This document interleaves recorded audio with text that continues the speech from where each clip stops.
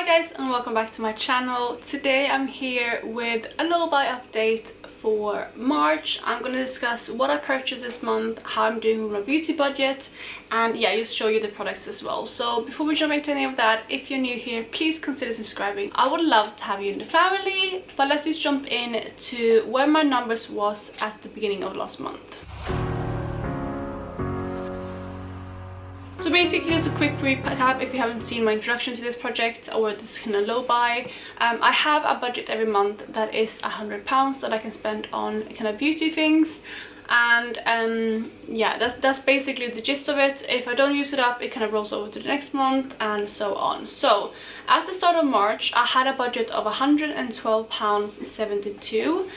And I did make one order this past month from Pat McGrath, and it's actually the first time for me trying her products, so I'm really excited to talk about them. I also used to try them out. But yeah, I just made one order this past month and that ended up being £44. So I'm gonna go through the products that I purchased a bit more in details and just show you how much each of them cost. So the kind of thing that drew me into purchase from her, because I haven't, like I said, tried any of her products before, and I never really thought that I was interested in purchasing any of her products. I've obviously been interested in eyeshadow palettes. They're also really expensive and I have too many eyeshadows in my collection already.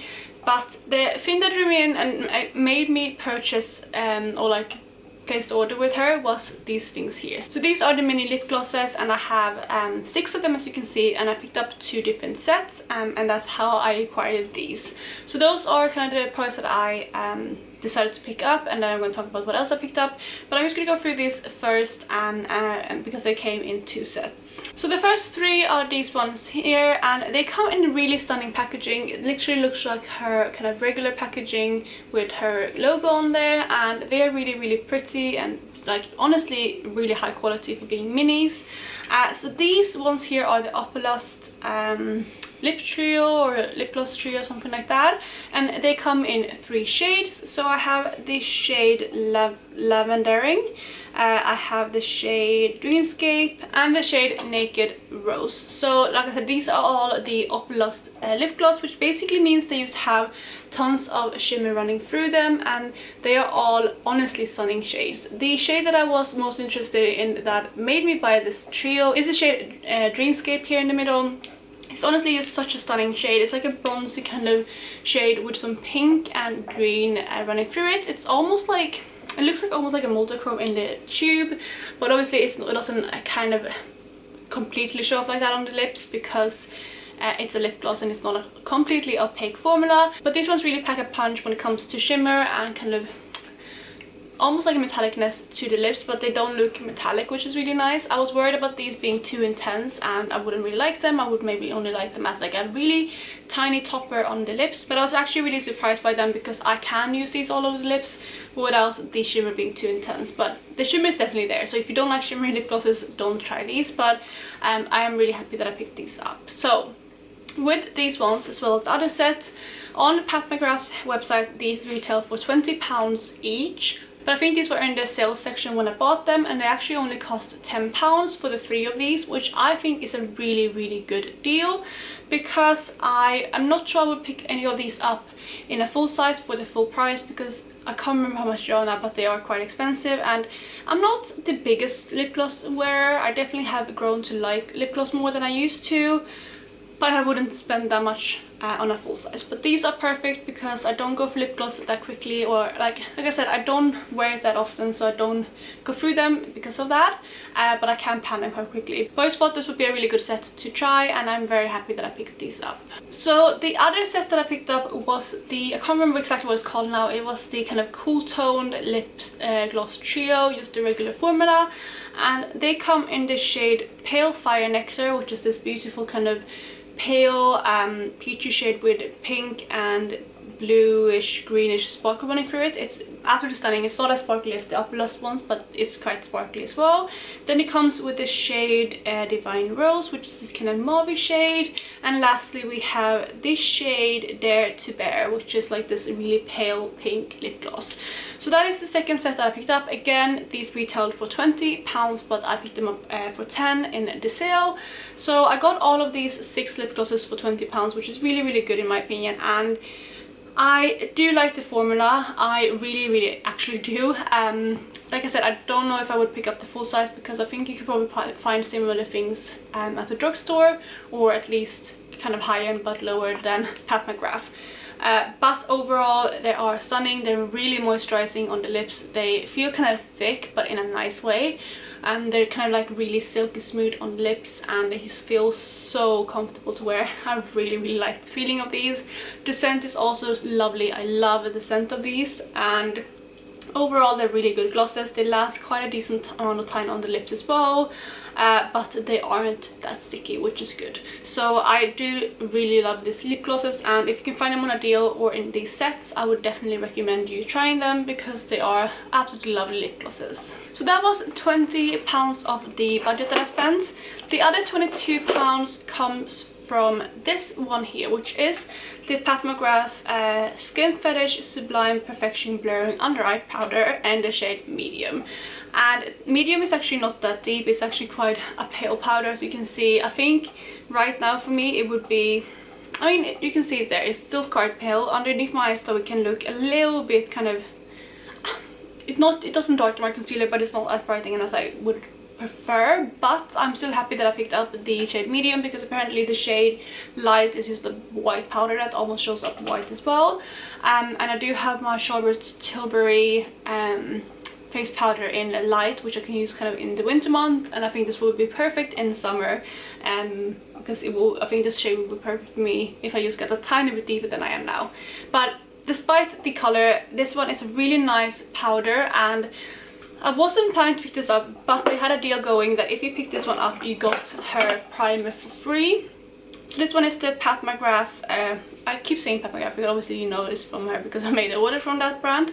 But this is the Skin Fetish Sublime Perfection Primer, and this one I do quite like. I have tried this one. I tried all of these products actually, but I'm going to start talking about the powder.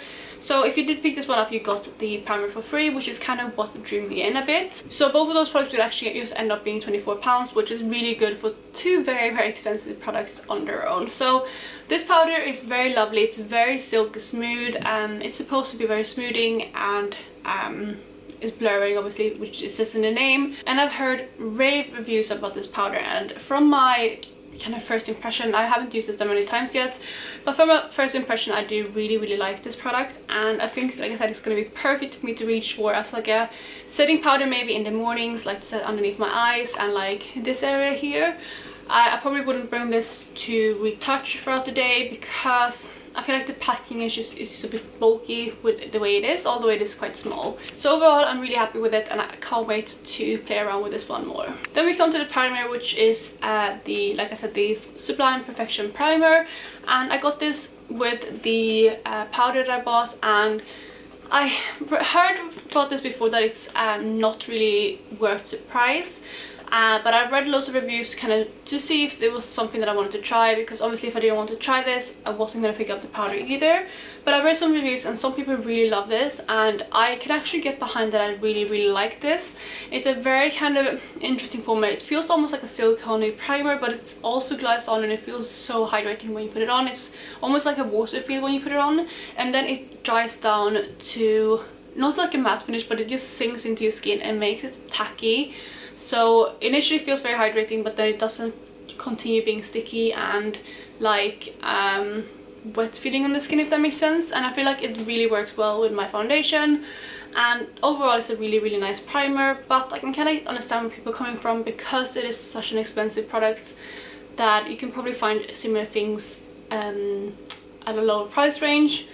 So I probably wouldn't repurchase this, but since I got it for free, I absolutely adore this product. So that, you guys, was actually all of the products that I purchased this month. So like I said, it ended up being £44, and I bought it straight out of Pat McGrath's website. And just to kind of give a side note, they said they would try to process my transaction within like 2-3 working days, I think. And then I didn't hear anything for a while, so I messaged the customer service, and honestly I got a response back in 1 minute.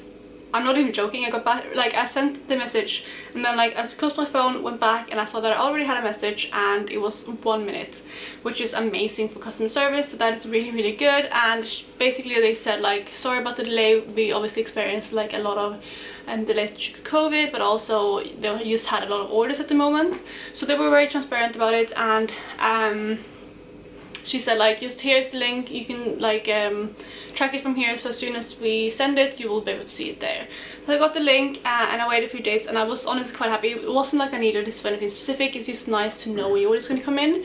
And I think another 2 days went by and I got an email saying like, hi, like basically not from customer service but like from kind of the processing, I'm guessing, you're saying kind of, we can see that your order hasn't been processed yet, we are basically prioritizing this. And they sent it, I think they sent it with like priority DHL from the US, and honestly they sent it, I saw like this message from them at like 3 AM our time, not the next day but the morning after, so basically like 48 hours after this I had a delivery coming in. So literally they were so fast, and I'm really happy with like how they handled it, because obviously every brand has delays, but with the delay they handled really well. They promoted the package so I would get it, and everything came really nicely packaged. It was very lovely and I'm really happy with it. And obviously the processing time took longer than it would have, but due to that kind of priority